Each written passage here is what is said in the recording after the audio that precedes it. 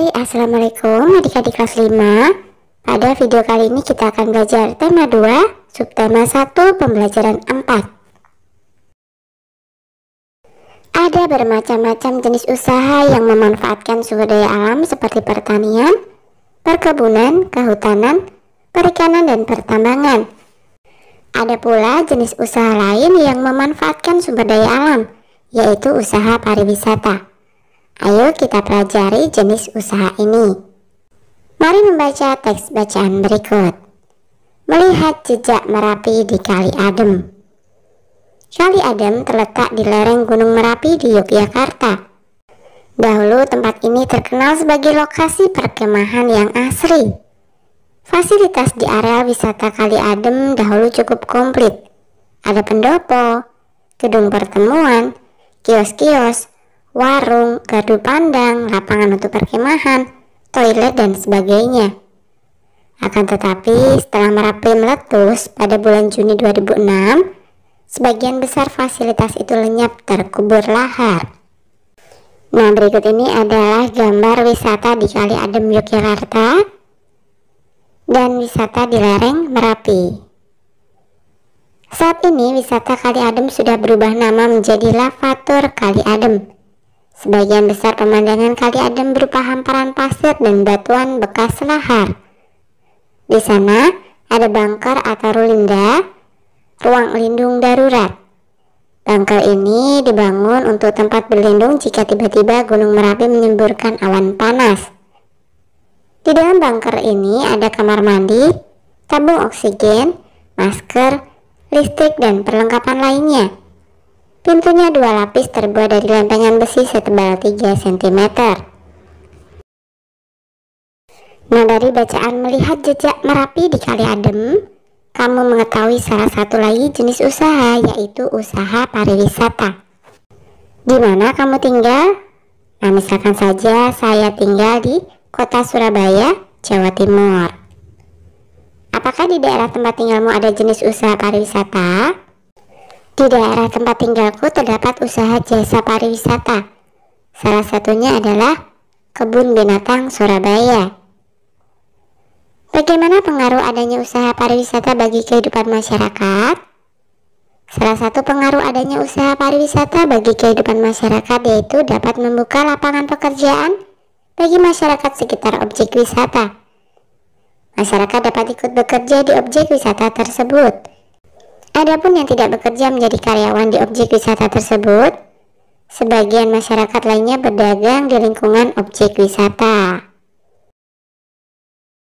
Jenis usaha bidang jasa.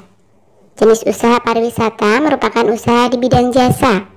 Bidang jasa berkaitan dengan pemberian layanan kepada konsumen. Contoh usaha jasa selain pariwisata antara lain perbankan, keuangan, asuransi kesehatan, dan hukum. Sektor jasa di Indonesia, terutama pariwisata, berkembang pesat. Pesatnya jasa pariwisata didukung potensi panorama alam Indonesia yang elok. Sektor pariwisata di Indonesia juga menonjolkan aspek budaya. Contoh objek wisata alam adalah danau, pantai, bukit, pegunungan, gunung, suaka alam, serta flora fauna. Contoh objek wisata budaya adalah kesenian daerah, upacara adat, keraton, dan candi. Berkembangnya sektor pariwisata menumbuhkan usaha-usaha penunjang jasa pariwisata. Usaha-usaha di bidang jasa pariwisata antara lain sebagai berikut. 1. Pengelola jasa penginapan, misalnya hotel, motel, wisma, dan losmen. 2. Usaha penjualan barang cenderamata atau souvenir.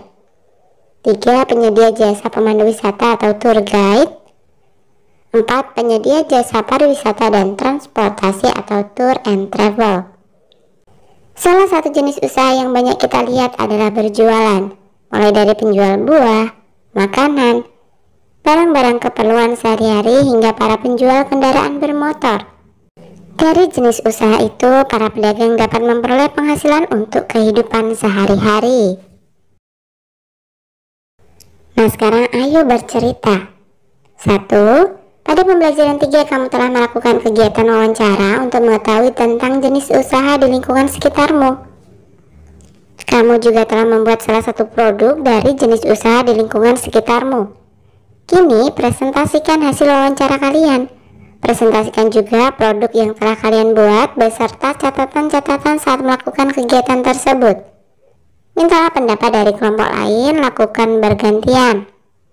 Nah, masih ingat ya pada pembelajaran sebelumnya, kita mewawancarai penjual kue. Hasil wawancara yang telah saya lakukan terhadap pedagang kue di sekolah antara lain sebagai berikut. Jenis usaha yang dilakukan narasumber adalah menjual kue. Melalui kegiatan pedagang kue, pedagang membuat kue dan memperoleh keuntungan dari penjualan kue.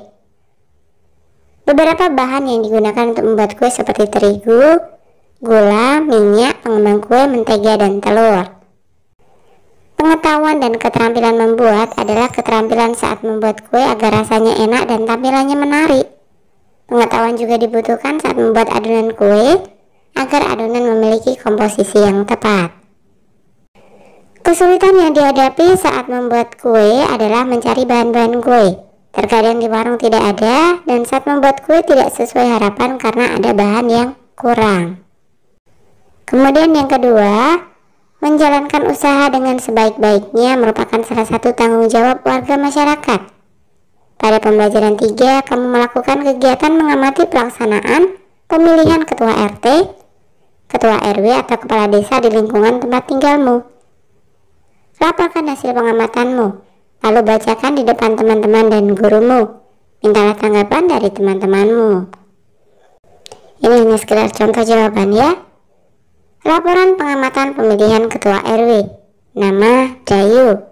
Hasil pengamatan: 1. Calon ketua RW adalah Bapak Bakri Widodo, Bapak Agus Hermawan, dan Bapak Budi Santosa. 2. Jumlah pemilih 365 orang. 3. Tempat pemilihan adalah Balai Warga. 4. Hasil pemilihan: Bapak Bakri Widodo 195, Bapak Agus Hermawan 90, Bapak Budi Santosa 80. Ketua RW terpilih adalah Bapak Bakri Widodo dengan jumlah pemilih 195 orang. Nah, menurutmu mengapa ada berbagai jenis usaha? Mengapa orang melakukan suatu usaha tertentu dan orang lain melakukan jenis usaha lain yang berbeda? Keberagaman usaha ekonomi masyarakat terjadi karena keberagaman kemampuan manusia dalam mengelola produksi dan konsumsi sumber daya alam. Perbedaan itu membuat jenis usaha yang berbeda-beda.